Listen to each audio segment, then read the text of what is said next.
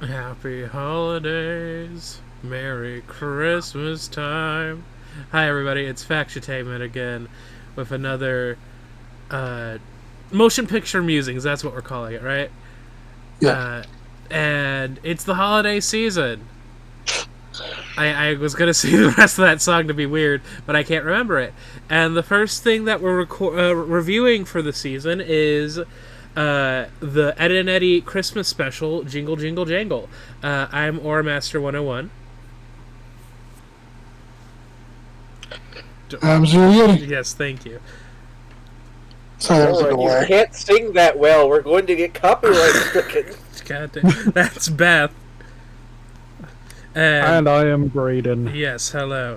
And I am Ronald McDonald. Brayden could be Ronald McDonald. If he really He's not a does. vegetarian. Wait, was Ronald McDonald a vegetarian? Hang on. Yes, for Zach. I see a computer we need to install uBlock Origin on. I'll get to it eventually. Get off my dick about it.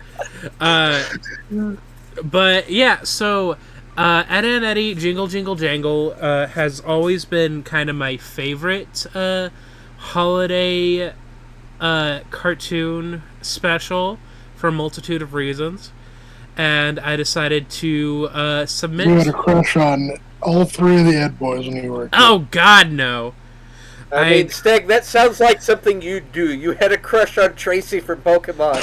You're like the one person in the entire world who likes Tracy from Pokemon. Okay, even considering Tracy from Pokemon, you gotta admit, Tracy's a better character than Eddie. I mean, yeah, that's because he really has the character. Okay, I did not have a crush on any of the Eds. I liked Kevin and Rolf more, which probably says a lot about me today. I mean, I can get the appeal of Rolf. Kevin's just overrated. True. Brayden, what? Also, he's also fallen into the trap of every gay man has a crush on his middle school bully. Yeah, that's why I don't want to admit that I have a crush. I had a crush on Kevin when I was younger, because I fall into the stereotype. So What the fuck? what? I've never heard this before. The stereotype that a gay man is like has a crush on their school bully or whatever. Oh, never heard of that. Oh, Yeah, it's a weirdly common trend. yeah.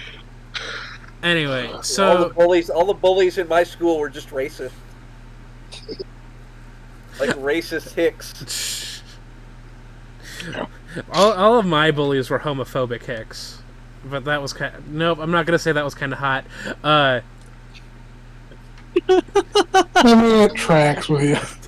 Fuck off. I'm kidding though. So Fuck. I don't even know where to start. But I guess before we jump into the plot of the episode of the special, what did you guys think of it? I don't know if you guys have watched it before. Before we jump into the episode, what did you guys think of the episode? I mean, yeah, that was fine. Okay. I think the three wise kings side plot was funny. Once again, favorite. That is my favorite joke of the episode. Just at the end, like, oh, oh, they brought mold, frankincense, and fur. We get it. If you're a good Christmas Christian, you know. But yeah, so I was just saying, it was interesting revisiting Ed and Eddy because I haven't watched Ed and Eddy in forever, and just I forgot how their color palette is, and it's everyone's tongues are crazy colors, and it's very, and they do a lot more cartoony stuff than I remember. Mm-hmm. Also, oh fuck, I was gonna say something. I forgot I remembered vaguely what everyone's looked like, but it was refreshing to see the very hyper stylized Yeah.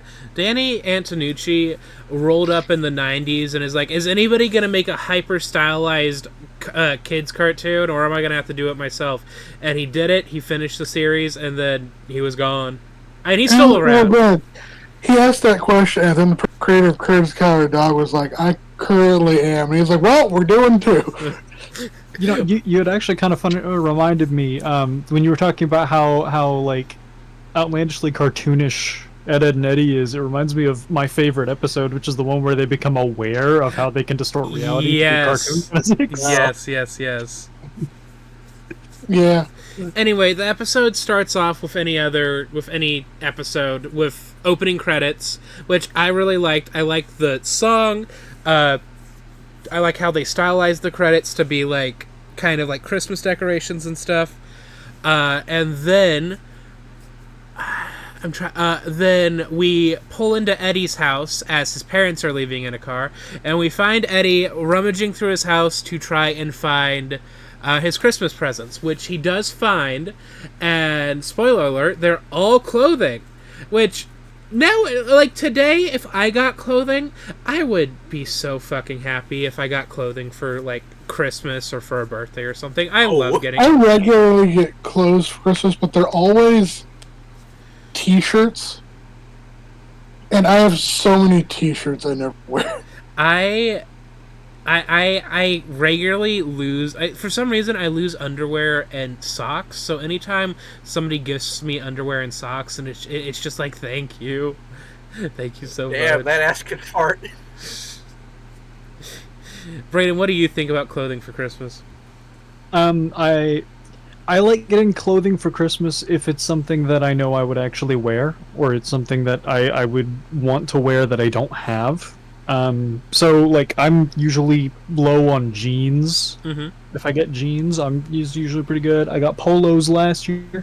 Not polos, flannels. I got flannels last year, and I thought that was really amazing because I didn't have any flannels out. All I had were t-shirts, so that was really good for me. But I do know that like 10 years ago, if I had like when I was like 16 or whatever, and I was getting clothing, I was not as happy about it. I regularly also get ball caps, like baseball caps, little stuff on. I've never worn hats in my life. Well, the exception of if I'm out hiking or like a sun hat. But I've never worn baseball caps in my life. People keep buying them for me. I keep giving them to Goodwill or selling them on eBay. I don't know why. And I feel I've never worn hats. And sometimes you're just not a hat person, you know. Anyway, so after Eddy learns that he got. Oh wait, no, go ahead. What's up? I was gonna say no. Fuck this. No clothing for Christmas. Like, sure, it's good if it's maybe if it's like one or Nick, two what things. are you doing? Like, I was trying to find everything. a picture that was relevant to the thing, but it's all not correct. Anyway, let's just keep going. Speaking of clothes for Christmas, apparently there's a thing that it's in my family basically becomes say the line Bart style thing of when I was a toddler, I was given clothes for Christmas, and apparently I yelled, "You don't give kids clothes for Christmas," and I've had to live with that now for like 30 years. Where it's like every year they're like, "Say the line." I don't even remember originally saying that. That sounds awful. I'm sorry that you have to deal with that. I will say it's not my parents who forced me to. Like my grandparents over, I'm visiting them. They're like, "Say the line." I'm like, "Can we just move on from this?" Dance, monkey dance. I'm 39 years old now. Another thing about Ed and Eddy. So, when it comes from just rewatching Ed and Eddy, when it comes to Cartoon Network cartoons that use an insane amount of sound effects, you have the spectrum of Ed and Eddy and Johnny Test. And be Ed and Eddy, never go Johnny Test. Yes, it's like you have inside you are two wolves type deal. One is good, one is evil. One is Ed and Eddie. One is Johnny Depp. But after Eddie, tears apart his attic, which R.I.P. his lungs because of all the asbestos, he throws his flashlight and it starts shining a light in the sky, which is apparently everybody's able to see it, but specifically the Kanker sisters are able to see it, and they decide to follow it for some reason, just for the shits and giggles of it. Yeah, because they're all using Christmas crackers, which have the paper crowns in them, so they go outside wearing the paper crowns. And I will say this. Sorry, this is completely not really related. You were mentioning the asbestos. So asbestos is usually either white, brown, or blue. So it wasn't asbestos. Yeah, that was insulation, but still, that would be very bad. Yeah. Because all the presents are just sitting in the insulation. Oh, and they're oh god, that would be so uncomfortable. That would be so itchy, because most insulation... So fucking itchy. Oh. And here I was gonna make a joke like speedrunning cancer as best as we can. I'm going to kill you. Wasn't that a joke in the Fantastic Four about how in like the 50s, one of Human Torch's biggest enemies was Asbestos Man because he was fireproof? Yes. And he just dies of cancer. They used a lot of asbestos in those old Fantastic Four comics because that was before they discovered that it's bad for you. I don't know. I eat about a gallon of asbestos a day, and I'm kidding. No, that's fucking stupid. My grandfather drinking lead, my father eating asbestos, me with microplastics. Continue in the trail line. But then after the Kanker sisters get up to go check out the light, dressed up as the three wise kings, traveler, I don't know what they're fucking called. Queens. Three wise All men. All women are queens. We cut over to... Who's wrong, rapist? To... What's the word? We cut over to Ed's house. Shopping cart. Where he's tearing up his house once again by dragging the... entire chimney. Ed has super strength. Through his house, bisecting his house in the process. What do you think Ed's dad's job is? Because, Ed's house is the one that gets fucked up the most, I feel. And he has to be... God. This is Charlie Brown logic. Who gives a fuck about the parents if they don't exist? I mean, I guess.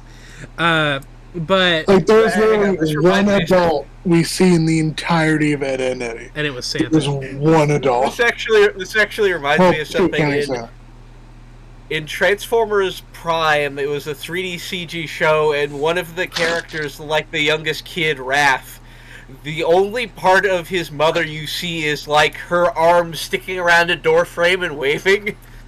What the fuck? It's where's the rest of her? Where's the rest of you?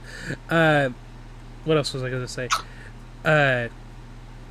Fucking up the house. Yes, fucking up the house, because Ed really loves Santa, apparently. After he does so, his sister, Sarah, comes out of nowhere. No, not out of nowhere. She comes down and is like, I don't give a shit if you fucked up the house. Just make sure my stocking is still hanging on the chimney, or I will kill you. And he's like, okay. And after hanging it up... Sarah's a demon. Sarah is a demon. Literally the worst little sister ever. But afterwards, Double D shows up. The most sensible of the three of them, and the one that I hate the least. I'm fine with Ed, but that's mostly because he's the dumb but kind guy, and Double D is different. Eddie's just the worst. Yeah, Eddie is in fact the worst. And fuck them kids. Yeah, fuck them kids. But Double D comes over with poinsettia to give to Ed, and... Wait a second, I need to look up how to pronounce this. You keep going. I think it is pronounced poinsettia. Yeah, poinsettias. Poinsettia. And as they're as they're having a moment, sorry. What Google's. As they're having a moment, Eddy finally shows up to complain about the fact that he didn't actually get presents this year, just clothing, and then Double D bemoans about like losing trust, like the trust lost between him and his parents, and it's like, who don't exist. I've snuck like looks at like Christmas presents and Easter presents before, hasn't everybody? Yeah. Well, you see, nowadays, maybe when I was a kid, I don't remember, but nowadays I end up picking out most of my Christmas presents because nobody knows what anybody wants anymore. Well, yeah, when I was younger, there were a couple of so the first time was like when I was in kindergarten, and they were in the middle of wrapping presents, and I think they asked me to go grab something from their bedroom for them, but they forgot that they had left presents in there, and so I saw one of my presents, and story. I mean, this is what I'm remembering. My childlike sense of innocence was destroyed. Well, to be fair, they kind of gaslit me afterwards because they were like, "Oh, you were snooping," and it's like, "No, you told me to go grab something." Snooping as usual. But then I remember another time where they hid the gifts in the basement, and this was for Easter. They hid the gifts in the basement, and I knew where they were hiding them. So I was curious on what they got me, and I saw that they had gotten me Pokemon Platinum, and I was like, "Hell yeah! I can't wait to play this. I can't wait to play this on Easter." But then the one time where I was like kind of bad about it, like I was like Eddy like levels of like what's the word Eddy like levels of like searching for my like checking out my presents was they had wrapped a Game Boy Advance game for me, and I like picked at the side like the like where the title would be corner. Yeah. And then once I figured out what the present was, I just like taped a fucking like a piece of wrapping paper over it. But yeah, that's my story. And then What did you say, Beth? Barbie Dream Adventure. I think it was actually the Spyro and Crash game that was for Game Boy Advance like a long time ago. I can't remember. It was a compilation pack. Ah, gotcha. Any trans women out there, remember to take your Spyro and Crash. I would say, like, as a kid, I never really snooped for presents, but my brother notoriously did. I would end up getting punished from his actions. That's fucked up. They're like, I can't believe you guys were snooping around. I'm like, I didn't have anything to do with this. And they're like, we don't believe you. Of course you don't. I'm not associated with this. That's fucked up. One time I did find the presents, but granted, I found a pair of hula hoops because my mom was getting us Easter presents for 1 year for some reason. And I remember just opening the closet and then just hula hoops falling out. And luckily, no one got punished. It was just, my dad was like, why don't you hide them better? My mom was like, how do I hide them? You turn them into giant condoms. That's how you hide hula hoops. I put them in the closet. I assumed the 5-year-old wouldn't go in the closet, but they did. It's like, how long have you been in the closet? Let's talk about your child. I'm kidding, no. And then Braden, how many pennies did you eat as a kid? Snoop. What? Did you snoop for presents at all? No. Did you eat pennies? Yes or no? No, that was my brother, I think. Your brother ate pennies? I think he swallowed like 4 of them. Damn. Can I get those back? 3 of them. What the fuck? Anyway, so after somehow in the conversation, Eddy gets a wild hair up his ass about getting adopted for Christmas Eve, so he could mooch off of other people's presents. Which that doesn't really work. Because, like, presents are generally individually picked for a person. Like, you would be getting somebody else's gift, like, who knows if it's even good. Yeah, like... And what's good for you may be a bad present for someone else. Yeah, what's good for the goose might be bad for the gander, you know? I don't think that's how the saying goes. I'm a goose geese. And then after Eddie... If you give me Megatron's decapitate head, I don't know what to do with this, but Bess can enjoy it. And if you give Brayden a 3-point G-spot massager, he isn't going to know what to do with it, but I would know what to do with it. That sounds accurate. And then as Eddie's leaving to go try and scam the kids of the cul-de-sac out of presents somehow, Double D's like, oh, how could this be happening? We need to stop him and give him back the Christmas spirit. Oh yeah, I forgot to mention that earlier. Double D and Ed have a in-depth conversation about the spirit of Christmas and that warm fuzzy feeling that you feel in your heart when you give in your udder, when Double D touches everyone's nipples. yeah. In your nipples. Yeah. Double D's into tits. It's like that. It's like the glowing nipples from Kill la Kill. Not the glowing nipples. Tune in next time for our next motion picture musings, where we just watch Kill la Kill, but we put a Santa hat on everybody. We watched the 4 Kids dub of Kill la Kill. Oh no, not Bully la Bully. Alright, I'm obligatorily not allowed to show up to that viewing. My apologies. Why? Because somebody Why else is already that? wants me to watch Kill la Kill. Oh? Well, okay, so... I watched it airing. Sorry, you go first, Beth. It's probably better not to watch that show as it's airing, because there's a 4-episode fight arc where the pacing slows to a crawl, because that's a literal month to get through 4 episodes. But then, yeah, Ed and Double D are like, we gotta, like, teach Eddie the true meaning of Christmas, even though Eddie doesn't learn a fucking thing in the show.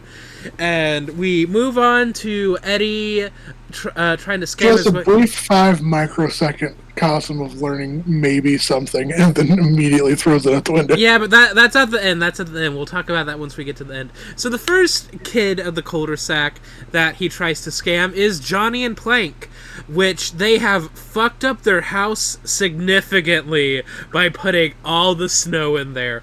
I know you guys say that the parents don't exist in this universe, like in the world, but if I was Johnny's parents, I would be pissed about all the snow. Well, Johnny did say his parents and him did it, so... Oh, that is true. And not only that, but they also have an intricately set up, like, Mario 64 snow slide level under the house that throws Eddie out. And they've frozen all of their presents solid blocks. I mean, do you not have an intricate Mario 64 style ice slide under your house? No, I just have a cannon that you get in there to fire it. Yeah, you're right. I don't have any of those. I just have Snake just says, I'm a chuckster. I come to a new area. I meet someone new. They ask me about myself. I say I'm a chuckster. They never find the bodies. The case goes cold. I meet someone new. I tell them I'm a chuckster. What the fuck? Have you not seen that meme? I have never seen that meme. I've seen other variations of it. Actually, off topic, Piantas from Mario Sunshine, kind of hot. And we're moving on from as that. if we're not off topic already. Yeah. But honestly, I think Rule 34. what's the word? I think Johnny like I also like to think that each of the houses kind of represent different ways people like celebrate like Christmas and stuff. Johnny's house, for example, their household seems like a household that celebrates Christmas more towards like like the naturey part of like the winter holidays and stuff. You know, like your Jack Frost and all that. Pagans. What? The pagans. Oh no! Johnny is well, actually, yeah. A lot of these are just pagan in general, I think. But then The true original Christmas. Johnny gets wise to Eddie's plan through Plank, and they kick him out and break his fucking tongue in the process. And then he moves on to Rolf, which his Christmas feels like a fucking fever dream. It's based off of like, granted, I don't think any Scandinavian country does it to this extent, but like a lot of Scandinavian countries apparently tend to do like a lot of meat in their holiday celebration. Yeah. Right? They hang out, Like smoke sausages crazy, and shit. hyper Eastern European. Yeah. I wanted to say Rolf was Finnish at some point, but that doesn't feel right. Something with a lot of sheep. Probably a pastiche of a lot of things. But yeah, the musical number during this scene, pretty interesting. Just, you know, Rolf going over all the different things that this troll does, apparently. Freaking Eddie out a little bit, but then when Rolf is like, oh yeah, you don't get presents in this holiday that we celebrate, Eddie just fucks off. All you get is meat. He just very calmly walks out. I mean, I don't know. If I went to somebody's house to like celebrate Arbor Day, and I come in and they start singing, what's that one song from Ferngully? The one that the toxic $400. the toxic. Anyway, it's like, if I don't know what Toxic love. Yeah, I guess. I'm like, wait, I thought we were celebrating Arbor Day. And they're like, no, we're like celebrating the destruction of Arbor Day. And it's like, okay, I'm gonna go ahead and leave. But then at the end of the first act, Ed and Double D are still watching Eddie trudge through the snow. And Double D's like, we have to like do something to make, like, you know, to teach Eddie a lesson in some way, shape, or form. It's Serbia. What? What? Serbia does the weird meat everywhere The meat fields. for Christmas. Yeah. Killing fields. So Rolf might beat Serbian. That's interesting. But then we come back to Act Two. It also involves a lot of bread. Well, Sounds Anyway. like Oh, I didn't get to say this because I was too engrossed in this short while we were watching it. But it seems like a holiday tradition to have just a bunch of charcuterie boards around. What didn't you say, Beth? Stop saying that word. You stop saying that word. What are you talking about? There's a lot of meat. There was a lot of cheese. I'm sure Rolf would make a great charcuterie board. You know. we'll have charcuterie boards in the Talking prairie. about cooters. It definitely sounds appropriate for charcuterie, for sure. Yeah. Anyway, Naz's house is next, and I'm annoyed at Eddie for this one because he fumbled it so bad. He could have gotten a present if he just, you know, kept the eggnog in his mouth. Could have mapped with the hottest girl. He could have mapped with the hottest girl in The the cul-de-sac. neighborhood, and then he just spits eggnog out for no reason and I- ruins it. Like, you fumbled he with that spits it- decision down. Directly onto her, like not off to the side or on her. Hey, getting white stuff spit onto me just sounds like all my first dates, you know? You know? Speaking of gravy, But yeah, I feel like Naz's house is the most traditional. Like they're just like a traditional Kevin. like Christmas kind of thing, you know. And Eddie fumbles it hardcore. She was 100% down to let him into the house and have like a Christmas thing happen, but then he decides to spit out eggnog because Naz is the girl who insinuated the thing about mistletoe. And then she, we like calmly throws him out. I mean, I would too. Like if somebody spit eggnog onto me, I'd be kind of irritated about it. We gotta kill you, dog. But then we cut back to the Cankers, where they continue their walk to see what the fuck's going on, where that light is, and along the way, the light is able to refract onto 3 points that have sausages and pennies, a piece of bread with mushrooms growing out of it. Yeah, mold, frankincense, mold. You guys can see the joke right now. And then a big fur colt. Fuck! You're turning into a YouTube. Quick, stay sauce. Doing coat. Fur. Coat. Coat. For fur. God. Fuck! It's like we're dying. literally giving you a ladder to do something out of the pit. You just keep falling back. Everybody, shut the fuck up for 5 seconds. Okay. Fur. Coat. Are we good? Yay! Boy. It's like both me and Brady were like throwing rocks down for you to pull yourself up. And then you somehow strangled yourself. Oh, I'm sorry. Yes, you guys are throwing ropes down to save my ass, but each rope is hitting me square in the forehead, and each one is tied to a lead weight. I'm trying to correct myself, but you guys keep opening your mouths and making fun of me. But I'm It's the season. Yes, and at this point, if you couldn't tell that the Canker Sisters side story is a loose allegory of the 3 wise men going to find baby Jesus, if you're a fan of wordplay, then this kind of cements it for you. If you're not a fan of wordplay, then Go fuck yourself. Yeah. But then, as just a little in between, because we can't go all to all the houses first. Eddie is accosted by Ed and Ed, Double D and Ed, and they do their little nativity scene. Well, not nativity scene just yet. They but do the angel and the shepherd. Shepherd, yes.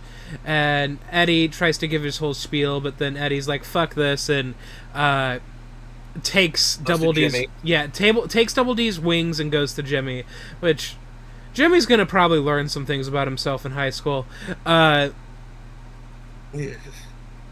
He's gay. That's the joke. Anyway, I mean, he was into Sarah.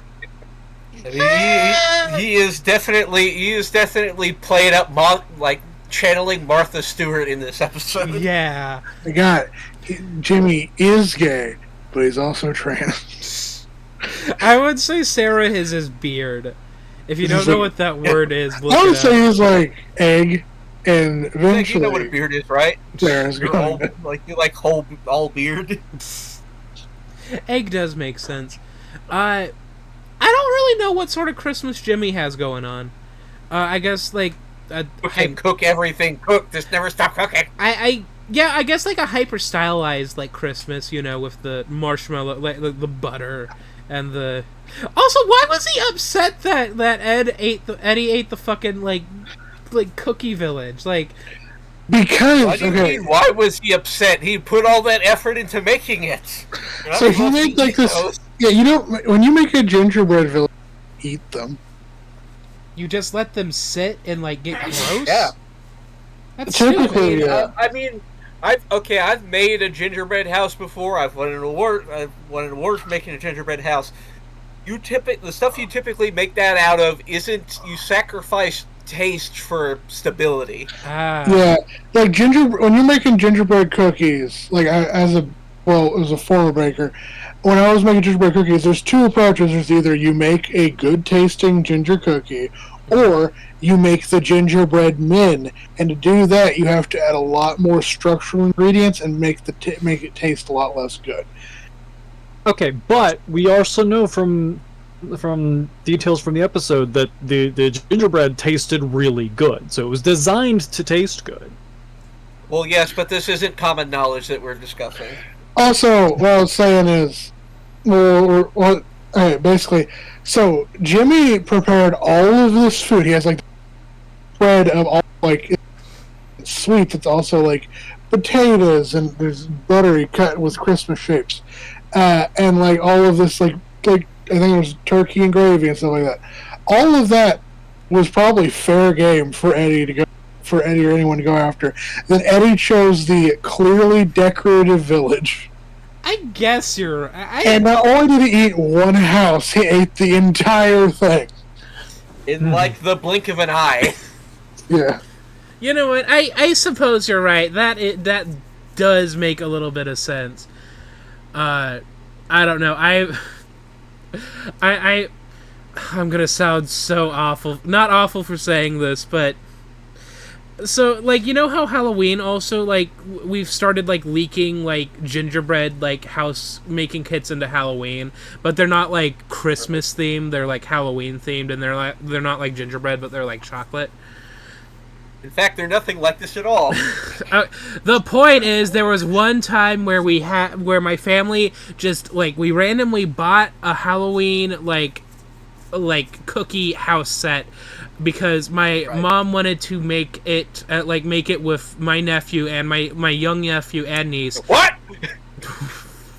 What did I say? That was you weird. wanted to make it with your nephew? No, my mom wanted to make this this like chocolate cookie house with my nephew and my niece, but that they never got around to doing that. So like several like days later, I'm like, hey, you guys aren't gonna like use this at all, and she was like, nope. So I took it and I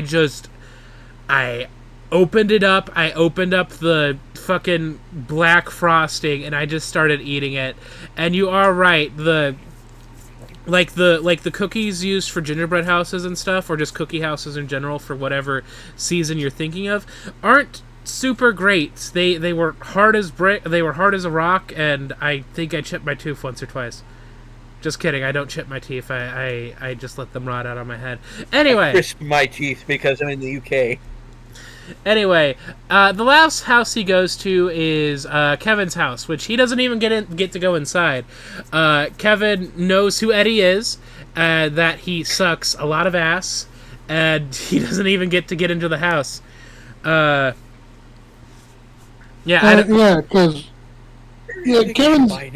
Kevin is in his own right very much, but it's understandable how he treats at least Eddie, because he knows what they're doing.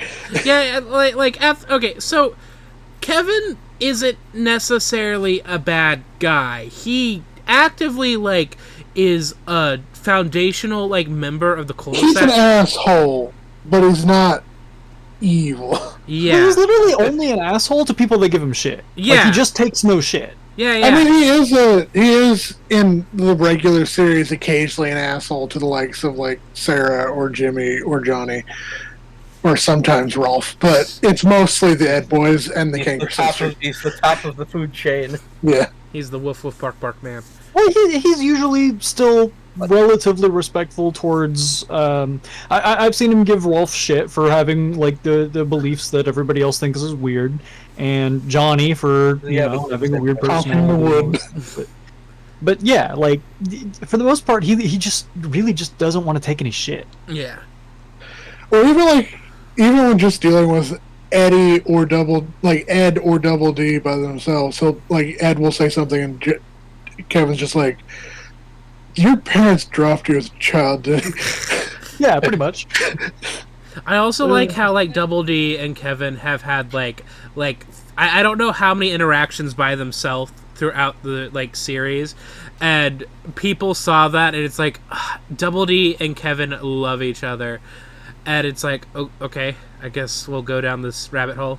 Apparently, yeah, I've never anything quite like that, but okay. Well, to be fair, when I was younger, I did enjoy the Kevin and Double D ship immensely. It was one of my... I think the closest support in canon you have is in one episode, Kevin says, "You're pretty cool for a nerd," and that's about it. That's more than enough for most shippers. That's true. That's more canon than a lot of ships ever get. Have I ever told what's you... the character... I've never watched Steven Universe. What's that one character everybody always ships Pearl with, the mayor of the town or something? Mayor Dewey? What? I don't fucking remember. I haven't watched this. I don't know what the context is to what I'm saying. I think Beth is talking about Mayor Dewey, Chris. Because No, people ship Dewey and Bowser. they do what? We cannot stay on topic for 5 minutes. To be fair, I was going to get us off topic again because I was about to tell the story of how I learned that I was gay. Have I ever told this story to you guys? I know I've told Chris. When you once you were 5, you sat on a banana and it changed your life. No, I did not do the Hugh Neutron. I had to suck a few dicks before I figured it out. Okay, so That was when you were born. okay, so yeah. So back when I was in middle school, the iPhone came out, and this was the first time. Yes, the iPhone came out, and I shoved it up my ass, and that's how I learned I was Well, not the only thing that came out. Hey now, but okay, the iPhone came out. Hang on, I'm going back up towards the top just so we have something to look at. The iPhone came out, and this was the first time I was able to like look at YouTube like unrestricted, because up until then we didn't have like a family computer that had internet all the time. Check it out! I have the power of 1,000 suns. That I could like look at things online. We would always have to do dial-up and stuff like that. But then, my parents got iPhones and they had unlimited data at the time because that was the big plan at the time. And so I could watch like YouTube stuff. And just a lot of my YouTube watching was watching like cartoons that were like chopped up in 3 parts. Up until I learned that there was the big Ed and Eddy movie, the Big Picture Show, and then I watched that, basically the series finale. And after that, I was like, I wonder if there's like any other like Ed and Eddy like content that I could watch, because like I started to go down, I started going down the rabbit hole of like fan made content, like animated stuff and all that, like that was fairly tame for the time. That's when I started. That's when I started to watch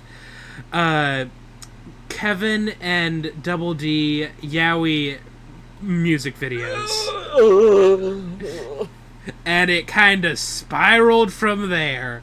And I was just like, I didn't like little like middle school me was like, I didn't know like boys could be together like that. That's nice to know, and. That's how I became. So we know the foundational point. That's we can go back in time and fix this. That's how I became. You just travel back in time and you take my mom's phone out of my hand. Just slap the phone out of your hand and then shoot it 5 times. But yeah, that's how I became. That's how I learned I was gay and a furry. Moving on. No, this is explain the furry part, but okay. Well, when you watch one yaoi music video, you kind of go down a spiral of yaoi, like, gay music video stuff. And that actually reminds me. Okay, so to date this episode, the lawsuit, there's just recently a lawsuit about the Mattel Wicked dolls that accidentally have the porn link on them because they link to the website wicked.com instead of wickedmovie.com. And my mom was like, how could a child be traumatized like this? Why are children even on the internet? And like, there's all sorts of things on porn sites keeping them out, like age restrictions and stuff, right? I mean, it's not like you just click the link and it opens up to porn, right? It's like, no, that's not how that works. Also, it's incredibly easy to get in. Is your mom not familiar with the concept of iPod baby? Like iPad babies? No. I mean, I'm sure she knows what that, but I don't think she knows how porn sites work.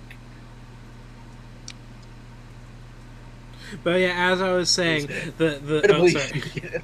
You finish.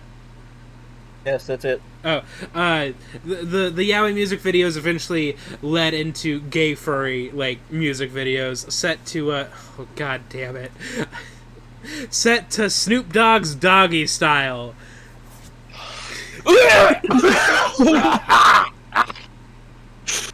What are we talking about, Ed and Eddie? Yeah, we were talking about Ed and Eddie, but then we talked about how I learned I was gay.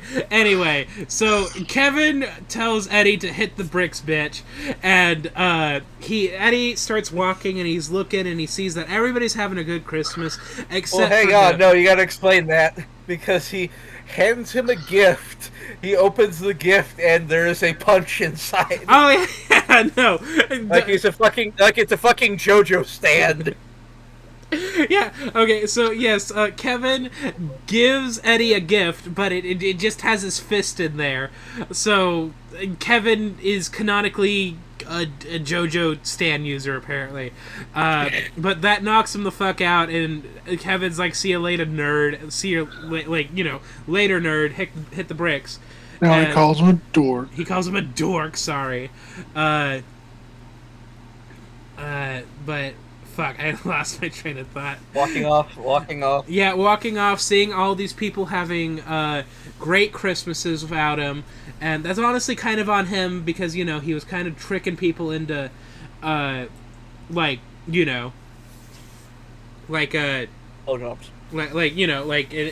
giving him presents and stuff. And honestly, maybe some of the people in the cul-de-sac maybe did have gifts to give the Eds, if they came over for the Christmas party, because at the end of the day, the cul-de-sac doesn't necessarily hate Ed and Eddie. They just hate the bullshit that they put them through, all the scams and stuff. Oh, I thought everybody didn't like mean- Ed and Eddie up until the series finale. I mean, I'm not entirely sure, unless it's a very close-knit community. I don't think people would just have gifts for other people on the off chance that they walked in. But also, the nearest house to me is over a mile away, and I don't know any of my neighbors. I They're all know. farmers. That's a very different situation. I know two in my neighborhood. I know, technically, 4 of the houses people, and I only regularly talk to 2 of them. Well, at the end of the day, the whole group lives in a cul-de-sac. The whole And then thing- everyone in my neighborhood hates my neighbor. Not the old man, the guy in his. I want to say he's about my parents' age, who just blasts his music at 3 a.m. and you can fucking hear it throughout the entire neighborhood. And his house is falling apart. And I walked on his porch to help him with something, and I fell through his porch Jesus. Oh my god. because his fucking stairwell gave out on me. Are Yeah. you- I mean, knowing your track record, you're also probably barefoot. No, I had sandals on. I think. But no, so he had these steps up to his porch, and I was helping him with something because he was moving something, and then I was gonna I borrow when I borrow something, he gave me something, and then I think we were exchanging food maybe. Mhm. Anyway, I forget the exact. But I got up to his front porch, and I walked up a staircase, and the staircase gave way under me because it was rotted, and it wasn't supported, and it wasn't attached to the rest of the porch apparently, and I just fell through and fucking fucked up my leg a little bit, and then I went out there. He has a new set of stairs, but he's attached it to his porch. You know those hinges you put on doors? Door hinges, yeah. Oh, I see where you're going with this. He's attached his staircase to his porch using door hinges. Well, I mean, they're 90 degrees. Are you What? are you sure you're not just dealing with a ghost? Like this man might be dead, and this house is just old and decrepit, and you just, Oh, this is also the man that constantly drinks I think it's Pat's Blue Ribbon or whatever, oh. and it's just fucking empty beer cans fly around the neighborhood whenever wind kicks up because he doesn't throw them out. He just puts them in a pile in his backyard. Honey, you are dealing with a ghost. No living person would consciously drink Pabst Blue Ribbon. He died from all the rust. But anyway, I was gonna say it's canon in the show that different characters have differing degrees of getting along with the Ed boys, with the exception of everyone seems to hate Eddie, which is fair. It's like Jimmy and Sarah, and then also Naz kind of get along with Double D. Sarah, of course, is Ed's brother. Jimmy gets along with Ed. Rolf gets along with Ed. And We're gonna do the diagram. A shipping. And then chart. Johnny gets along with both Ed and Double D, but Johnny's also just weird. Yeah, John, like, if you if you just say something like off, if you say something that you think would be normal, like Johnny would 100% take it like as like something like, how do I put it? Like if you're just like, I'm not a big fan of broccoli, Johnny would like kneecap you over saying that you don't like broccoli. Fuck. Johnny's crazy. Anyway. Yeah. But yeah, so I would say that the cul-de-sac is pretty close. Like all the kids, like, with like not the exclusion, but like the kids are their own friend group, and the Ed boys are their own friend group. Even during that scene when Eddie's looking back at the house, you see that Jimmy and Sarah are hanging out for Christmas. Naz and Kevin, I think, are hanging out in one of the houses. So like.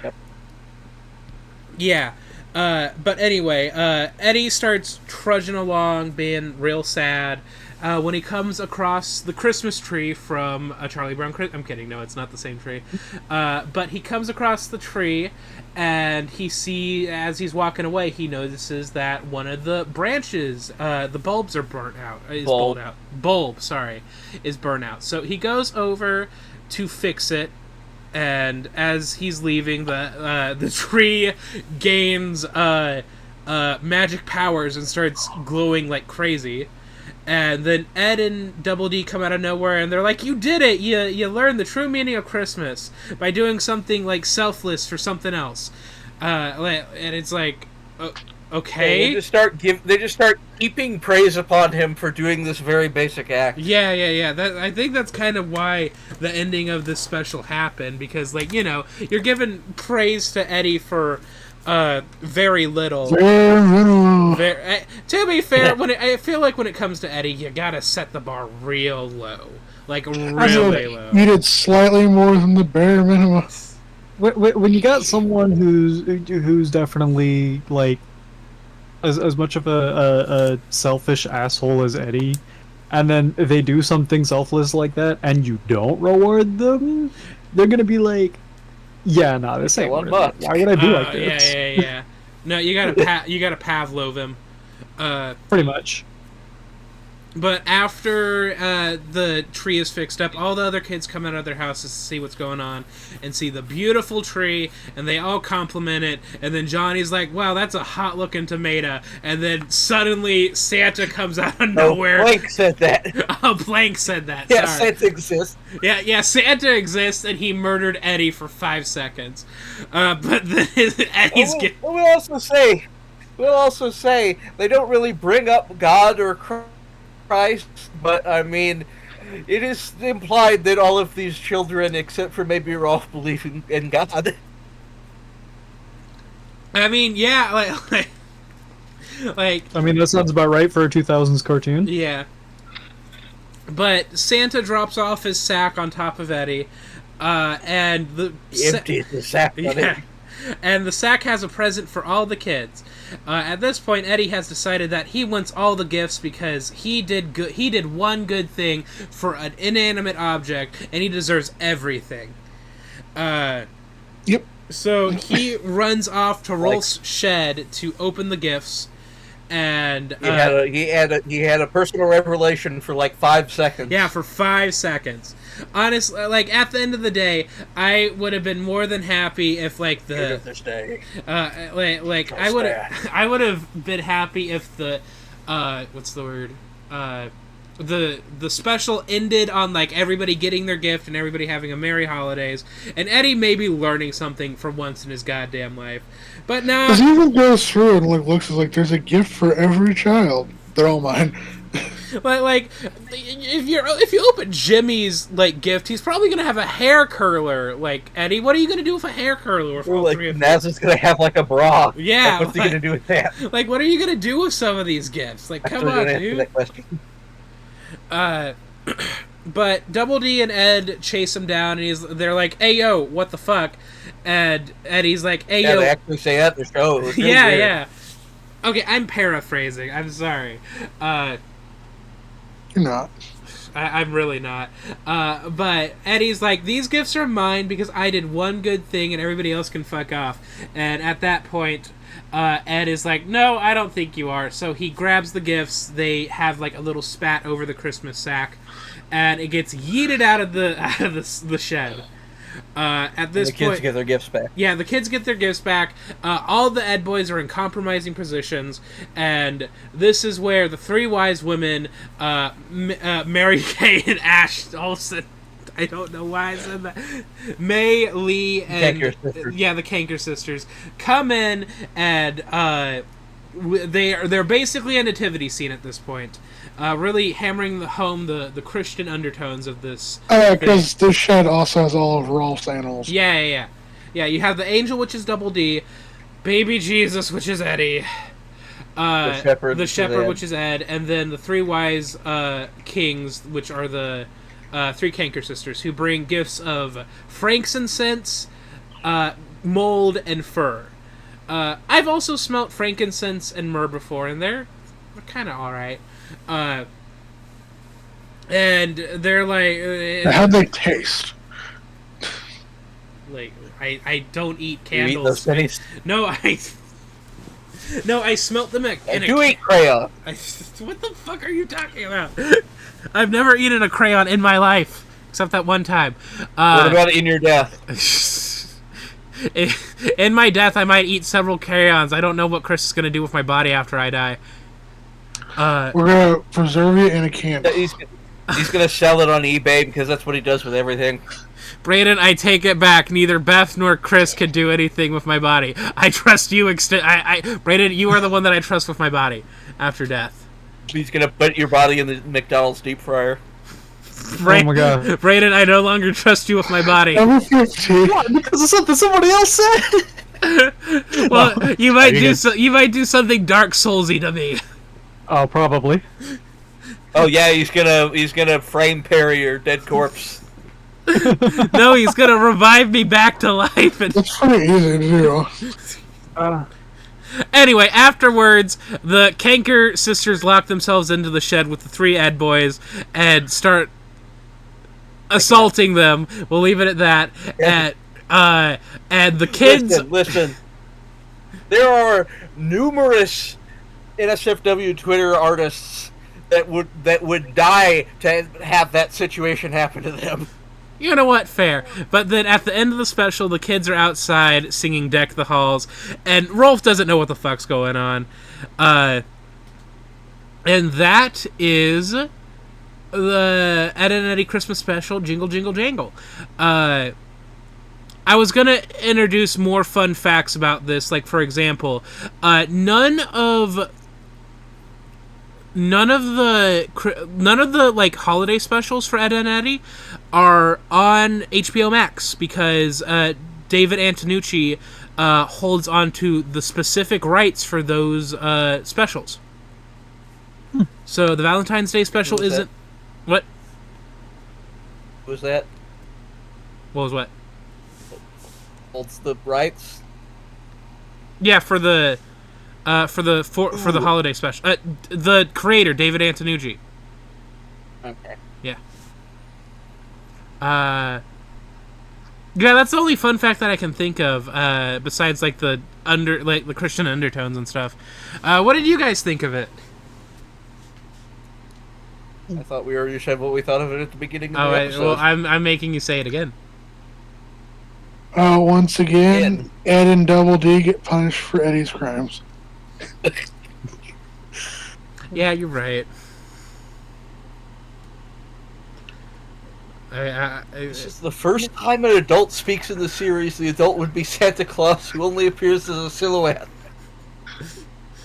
But yeah, this is the end of this episode of Christmassy. That was a really strong flashlight if you think about it, because it was shooting up into space and running throughout the entire episode. It's one of those fucking high beams that people like have now, where it's like 1,000 lumen flashlight or whatever. Yeah, The fuck where they like just shine it in people's eyes and they go blind. Tactical flashlight. Eddie's parents never came home that night because the flashlight shined in their eyes as they were driving back, and fucking murdered them. Oh yeah, remember the part where Eddie said his parents were abducted by Aborigines? Oh yeah, that was super fucking weird. That's funny. And then there's he spins a bunch of other stories, like he got his family gets attacked by like buccaneers or some shit, and they stole his presents. Or that's package handlers or something. Yeah, package handlers, and Rolf is like, well, they're above my pay grade, so I can't really help you.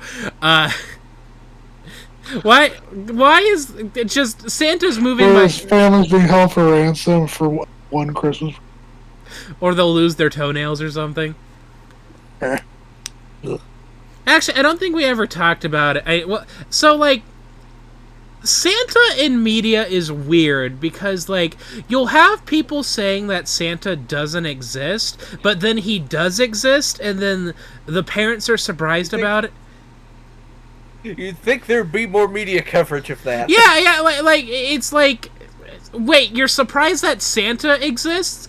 Why aren't you confused when there's extra presents under the Christmas tree? Does nobody who watches the polls for a living notice? Did every single family never think to ask of like, oh, the other family member's like, oh, where'd you buy this present that says from Santa? Yeah, that's the only logical reason that I can think why nobody questions, everybody questions the existence of, like, Santa and, like Christmas movies and stuff. It's like they have a non-verbal communication of, oh, either my, like, husband / or wife got this present and said it was from Santa. Oh. That makes sense. And they both have that thought for many years until we have the plot of this Christmas movie, and then they're like, what? Santa's actually real? You haven't been actually buying those presents? It's like, are you fucking stupid? Well, you see, these characters don't exist outside of the time of their Christmas movie because they only exist in this one Christmas movie. But yeah, you think about it, it's really fucked up. It's like they've captured their souls in this film. I think be forever tormented by repeating these lessons over and over again for all of time. It's kind of like Undertale if you think about it. Shut the fuck up. Santa Claus has that Wakanda cloaking technology. What video game would you guys give? What video game would I give to who? The Pope. Aaron's Prison. Fear and Hunger. I think I would give the Pope Fear and Hunger. Just to give him a heart attack. What's that? Doom. What's that super edgy shooter simulator that came out forever ago? Ultra Kill? No. Postal. No. It was all black and white, and you end it with like nuking a town or something. I think you are talking about Postal, not the service game. The Postal Service. They nuked my town. It was really fucked up. Meat and Fuck Kingdom. You would give the Pope Meat and Fuck Kingdom? Huh?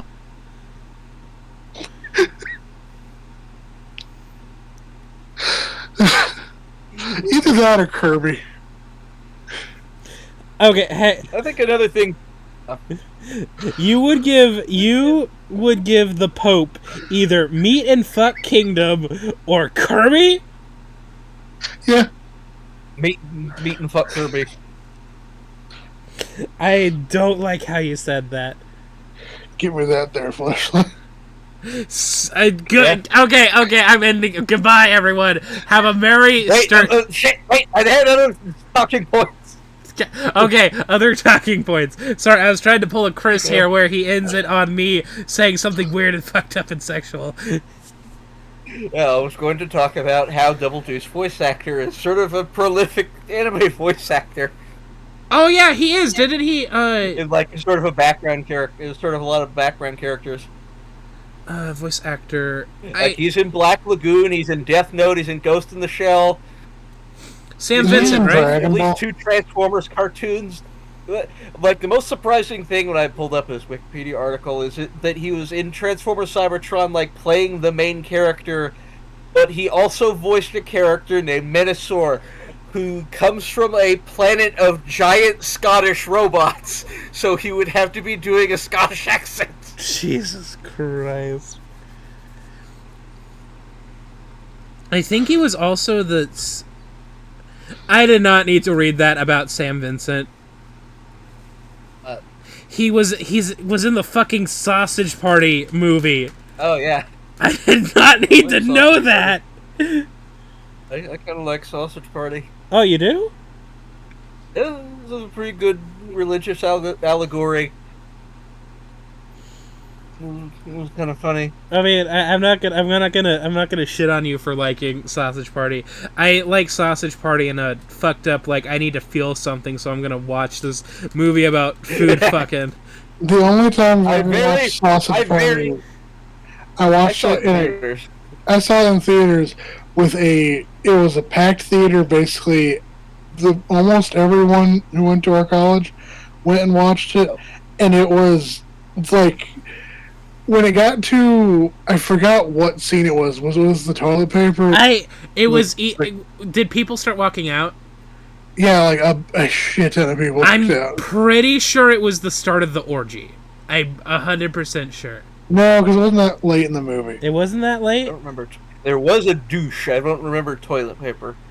Oh, with the guy who was doing bath salts, like, everybody was like, "You ate me, you did this to me," and then the toilet paper's like, "You don't even want to know what he did to me," and everybody's like, "What did he do?" And the toilet paper's like, "You don't want to fucking know what he did to me." But yeah, I think in total, I've watched Sausage Party 4 times. One was at the movie theater with Chris, and 3 other times where I just did it to feel something.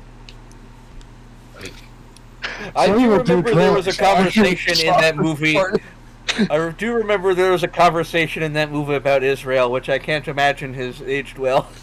No, now that people are actually actually more aware of that. Did you know that Sausage Party got its own animated TV show on Amazon? What hasn't anymore? It wasn't. I watched it and it wasn't bad. Not super bad. Is Sausage Party a Christmas movie? Should we watch that for Jim? It's not a Christmas movie. It's more of a 4th of July movie. Gotta wait for the 4th of July. Yeah, gotta wait for the 4th of July. Come back next time when we do this on the 4th of July and we review Sausage Party. Brandon, I'm sorry. But you said it in recording. That means we have to follow up on that. I say a lot of things in recordings that we should follow up on, and we never do. Big surprise for Avery. Damn. Holy shit. I mean, But yeah, any other thoughts and opinions about Jingle Jingle Jangle?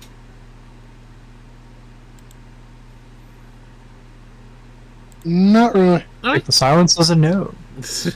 Well, the nuts hang low. They go jingle jingle jingle. Okay, that's a good place to end this. Have a good night, guys, gals, and non-binary. But wait, guys. What we need to talk about? What if Ed and Eddy, the cul-de-sac is purgatory? Oh my god! And all of the kids are good souls. Yes. I'm going to strap you to a slab and have vultures pick out your liver. I did forget. Hang on. Actually, I didn't end the episode yet. I did forget that I was going to have a joke while we were watching it. I was going to say, just unprompted, you see, this is the episode that confirms that hell is frozen over for them in their purgatory universe. So they're safe this one night. But yeah, have good night, everybody. Isn't that the plot of Krampus?